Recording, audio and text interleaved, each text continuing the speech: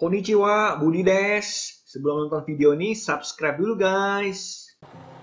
Menurut Ibu kesimpulannya kalau misalnya orang Jepang itu ngelihat orang yang disabilitas gimana Bu ya? Jadi kayak pandangan penduduk sono tentang disabilitas itu. Menurut saya ya, Ya, karena saya juga baca dari beberapa googling, saya tanya juga banyak juga yang bully-bully ya. Tapi nggak usah ngomong tuh. Ya. Semua orang pasti ada yang positif Ya. negatifnya. Ya. Menurut saya sebagai disabilitas Ya. orang bukan dari Jepang Ya. dan bisa hidup di sana itu, Ya. mereka tuh sangat luar biasa care-nya, pedulinya, dan benar-benar aku merasa disayang. Ada satu orang petugas stasiun Funabashi Hoten Ya. di tempat Michelle, Ya. itu orang sampai belajar bahasa Inggris untuk saya. Wow. Jadi pertama kali kan kita ngobrol tanda kutip ya, aku ngomong apa pakai translate, dia ngomong apa.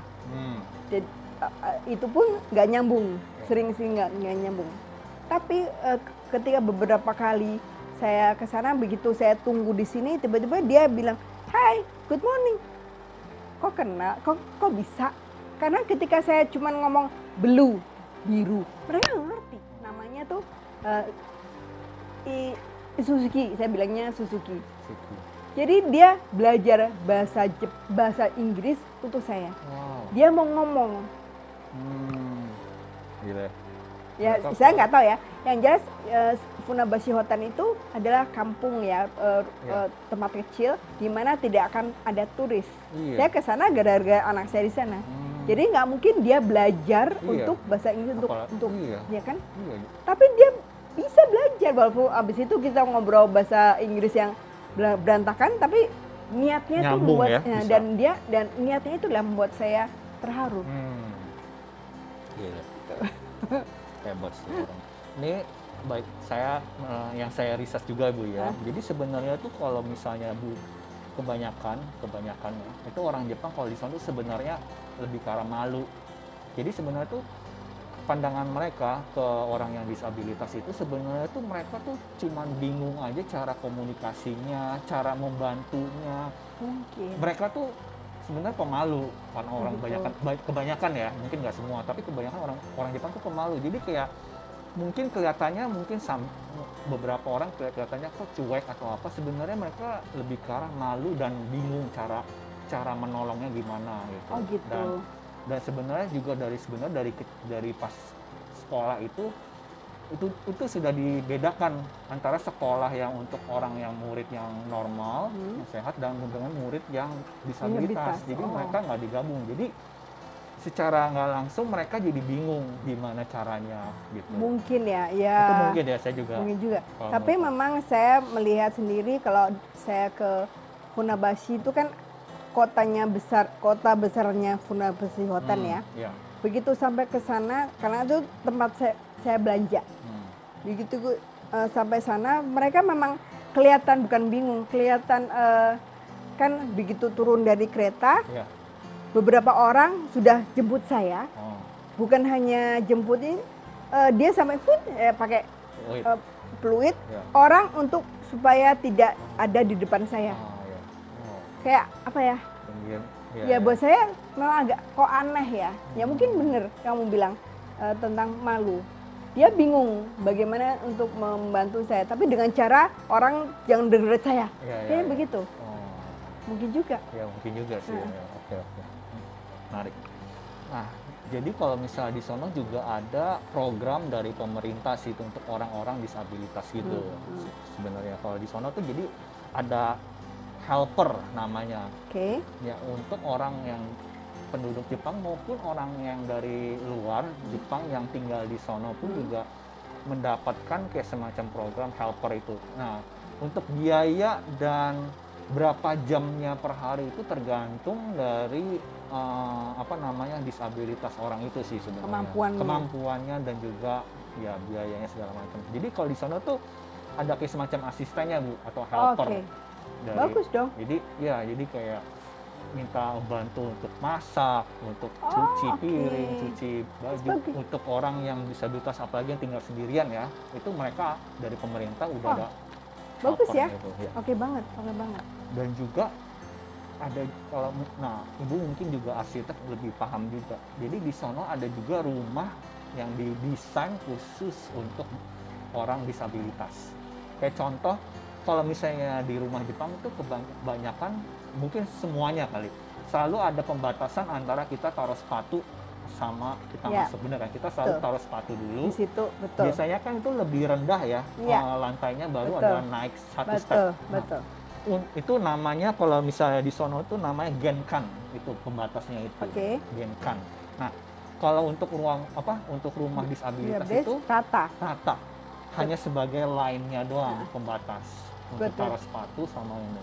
Nah, itu perbedaannya, salah satu perbedaan rumah di sono. Dan juga untuk mereka tuh didesainnya semua dibikin rendah untuk cuci tangan, untuk untuk mandi, segala macam get up-nya gitu. Jadi dan bahkan saya lihat ada video ya, pintunya itu sudah terkonek dengan kursi roda elektriknya. Jadi kayak dia pencet tombolnya dari kursi rodanya langsung kebuka. Jadi khusus untuk orang itu doang yang bisa buka pintunya gitu. Keren banget. Sudah ada. Itu oke banget. Yang jelas sih saya kalau Jepang saya belum tahu ya. Tapi yang aku tahu di Amerika bukan rumah, tapi hotel. Jadi di hampir semua hotel itu ada beberapa persen kamar yang untuk disabilitas. Jadi kalau di kamar mandi yang jelas kan kamar mandi ada kita, kalau bak mandi kan kita susah untuk naik ya. Tapi ada di bak mandinya bisa dibuka pintunya. Ada pintu juga ya? Terus ada tempat duduk. Gitu, itu yang paling nyata. Terus yang kalau di luar ruangan itu ada pegangannya, ada railingnya. Gitu. Jadi saya pikir itu memang salah satu cara pemerintah atau siapapun untuk menghormati. Betul. Karena kami punya hak yang sama sebenarnya. Betul. Ya kan? Tapi karena kami tidak mampu, karena memang tidak bisa, ya kami minta tolong untuk diberikan fasilitas, gitu kan? Betul. Kita tetap bayar pajak, kita punya hak yang sama, gitu kan? Saya sangat setuju dengan ibu. Iya. Jadi mungkin, ibu mungkin kalau misalnya nanti ke depan membuat arsitek atau bangunan yang untuk orang-orang disabilitas yang lainnya. Mungkin di sini mungkin mungkin ke depan mungkin. Makanya saya bilang Central Park itu adalah mall pertama yang ramah disabilitas. Karena saya mendesain itu ketika saya cacat, kaki saya patah jatuh dari proyek. Itu yang pertama. Habis itu ya ada mall yang baru-baru ya lebih baik lagi. Tapi artinya itu adalah momentum. Dan kita mau semua mall ya begitu. Itu kan? Tapi mohon maaf Bu, tapi saya merasakan bahwa kayak ada tujuannya gitu loh Bu. Maksudnya bukannya ada maksud dengan hal-hal yang negatif gitu, tapi kayak ibu tuh mengalami ini semua tuh kayak ada tujuan yang baik. Saya percaya, yang jelas saya sebagai manusia, saya Kristen, saya percaya apa yang Tuhan berikan pada kita ada yang terbaik. Kalau Tuhan mau, sekarang saya sembuh, tidak akan cacat lagi. Saya yakin kalau Tuhan mau. Kenapa Tuhan belum menyembuhkan saya? Karena Tuhan punya rencana. Rencana apa? Nggak tahu. Ketika saya berjalan, ketika saya ngomong kayak gini, bicara dengan disabilitas, ketika saya mendesain mall, ketika apa itu yang terbaik, ya kan? Betul. Kalau enggak, kamu nggak tahu cerita ini, misalnya. Dan kenapa kamu dikenalkan dengan saya? Tuhan yang mau. Iya. Bener nggak? Iya, bener banget sih itu. Jadi saya percaya itu. Wow. Dan juga Bu ya, saya juga percaya Jepang itu juga masih tetap on progress, menjadi lebih baik dalam hal menyediakan, mensupport orang-orang disabilitas, terutama Tokyo Olympic. Karena kan juga ada namanya Tokyo para Olympic ya, untuk para orang yang disabilitas. Dan saya percaya Jepang, pemerintah itu pasti udah sangat menyediakan fasilitas. Percaya.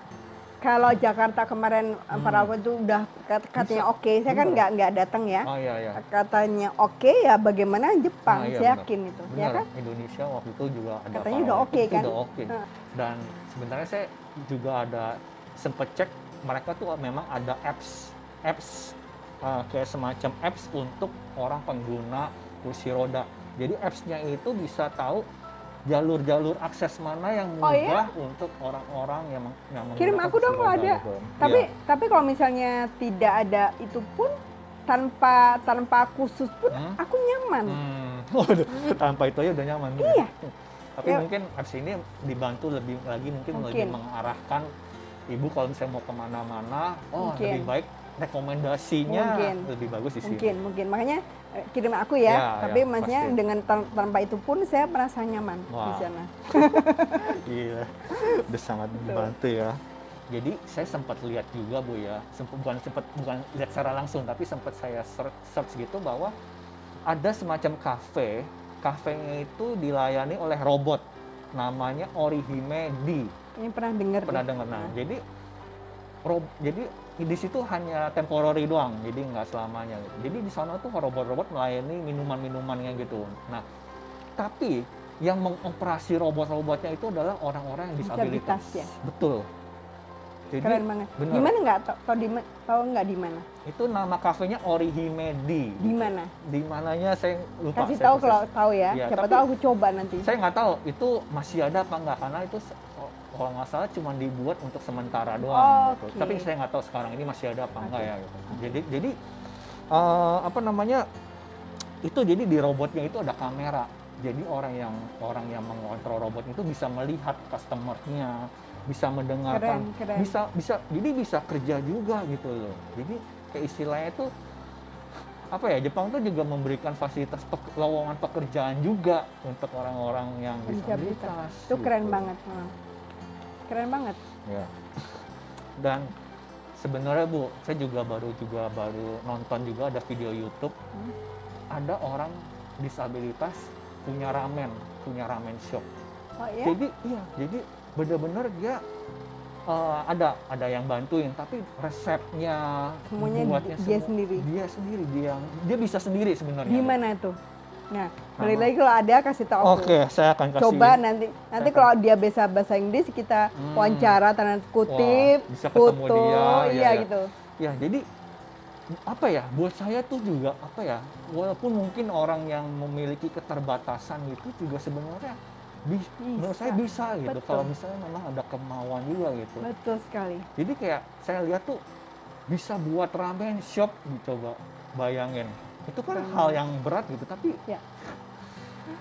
di sono bisa aja. Jadi saya percaya juga kita juga ibu juga bisa juga gitu. Makanya ketika saya dengan kamu tahu saya bikin pameran seperti ini saya bisa kok dengan kalian saya, ya kan? Bisa banget. Ibu kalau misalnya ada tambahan lagi, jadi ibu pernah ada menghadapi kesulitan nggak saat ibu travel ke Jepang?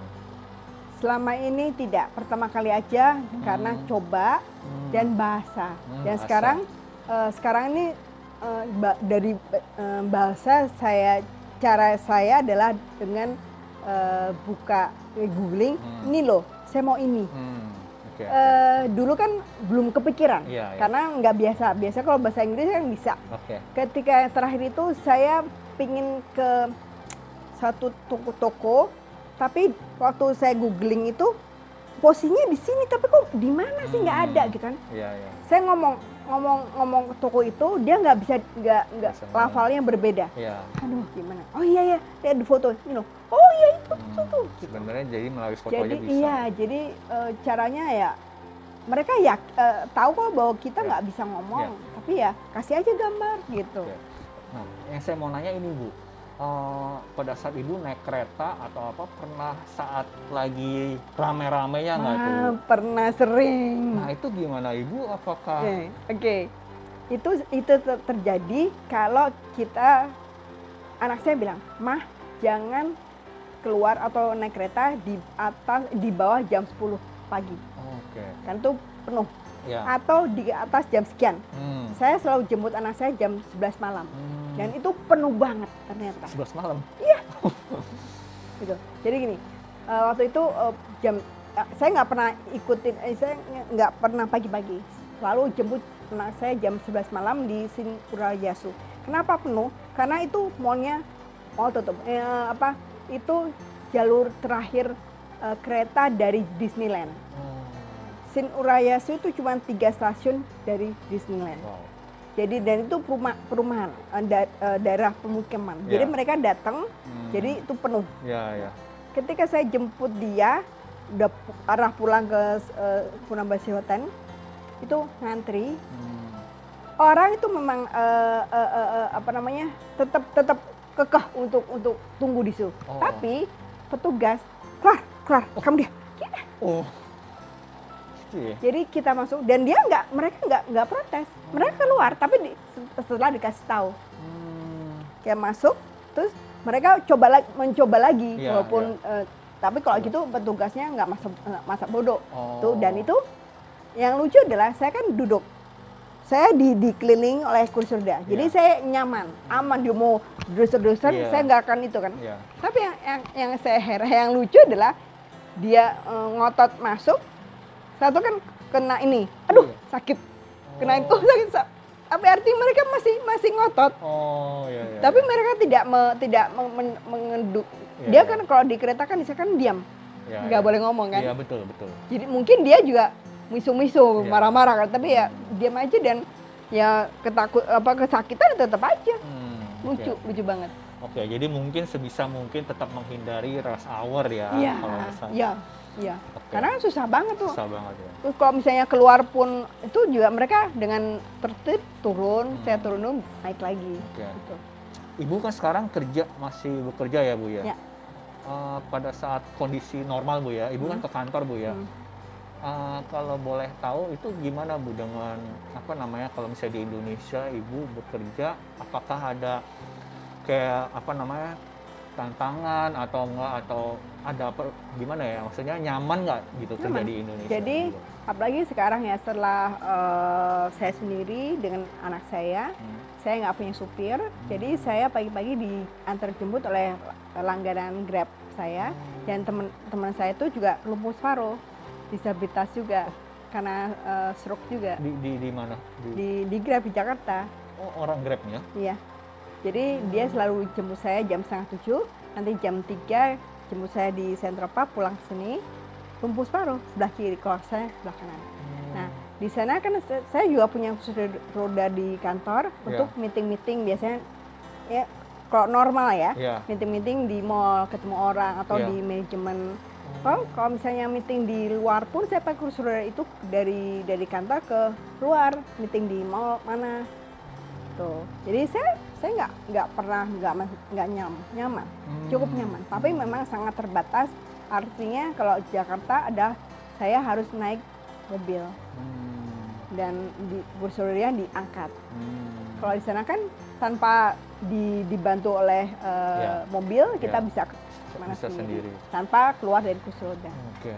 Gitu. Good deh. Bedanya adalah di sini juga ketika saya kalau di mall atau di tempat saya tuh udah biasa mereka melihat saya kayak gini. Di mall lain atau di perkantoran lain, begitu aku masuk keluar, kursi rodanya dibuka, mereka sambil ngeliatin bingung. Loh kok ada ya? Gitu. Ya, it's okay, saya nggak masalah. Oh, Ibu udah masa bodoh. Tapi kalau di Jepang mereka tidak bingung. Gitu. Tidak bingung. Oke. Berarti Ibu di mall juga ada toilet disabilitas seperti itu? Ada mall-mall baru sekarang ada, tapi tidak pakai tombol buka pintu. Ya memang sangat terbatas. Tapi lumayan daripada yang standar di mana kecil saya susah gitu. Ya saya percaya juga Indonesia lagi sedang berusaha menjadi progres selalu. Karena memang kita kan memang ini negara besar dan memang agak apalagi kita kan kan lebih sosial ya.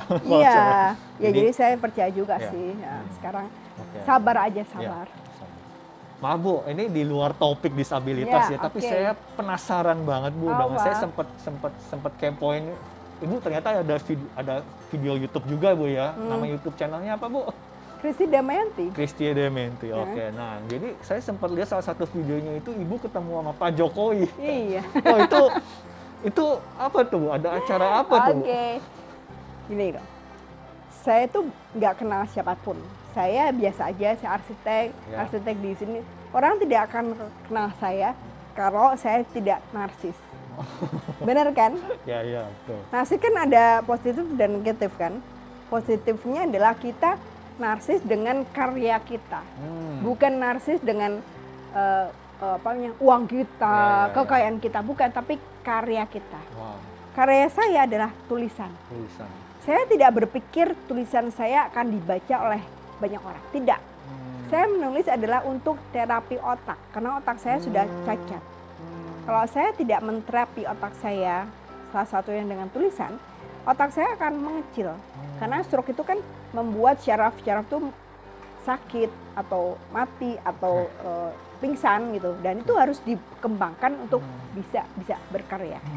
Jadi saya menulis adalah untuk terapi. Saya nulis itu apapun, tentang apapun. Semua genre, tentang kesaksian, tentang Jakarta, tentang kuliner, tentang visa, gitu. Semua. Nah, ternyata pejabat-pejabat kita itu membaca tulisan. Salah satunya Pak Jokowi. Pak Jokowi kan rumahnya kan di Bogor, kantornya di Medan Merdeka. Ya. Dari Bogor ke Medan Merdeka 1 jam, dia baca. Di mobil.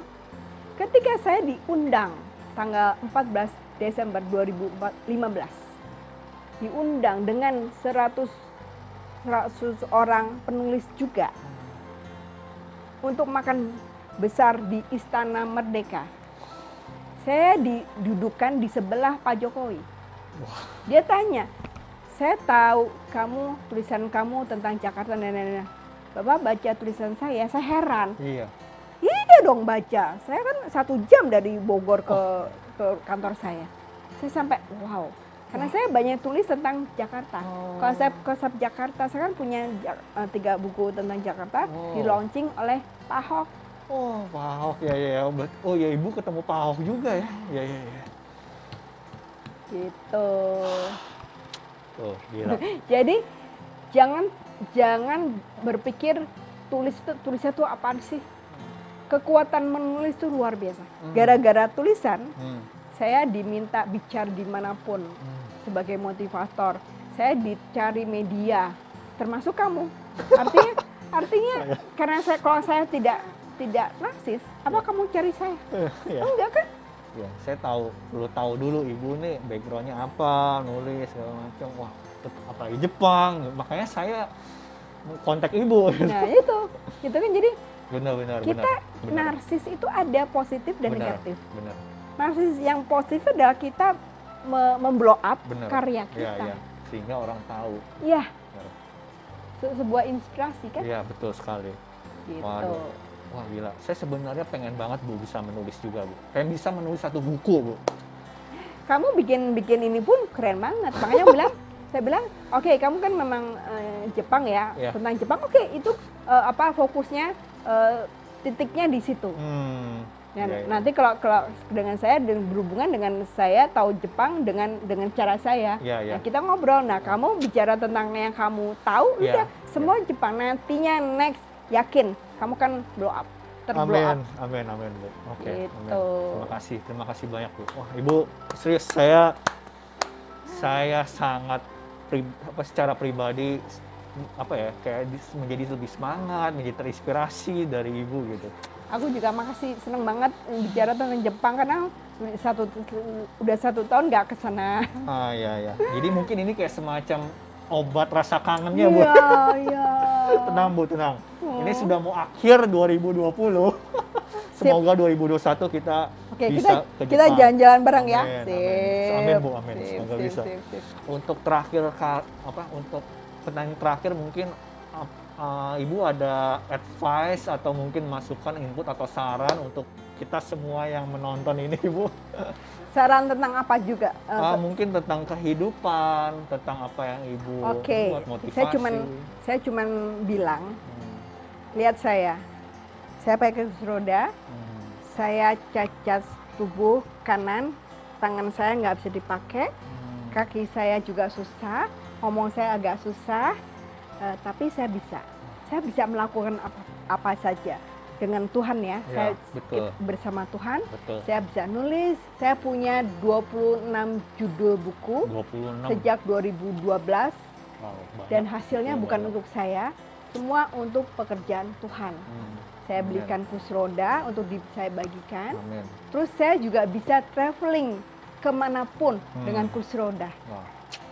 Jadi jangan pernah putus asa. Ya. Ketika Tuhan memberikan kita masih hidup, walaupun kita seperti apapun, nggak punya uang, cacat atau apapun, tapi kita masih hidup, berarti Tuhan masih punya rencana. Yes. Ketika kita cacat dan kita nggak tahu kita mau dipanggil kapan, berarti Tuhan masih punya rencana.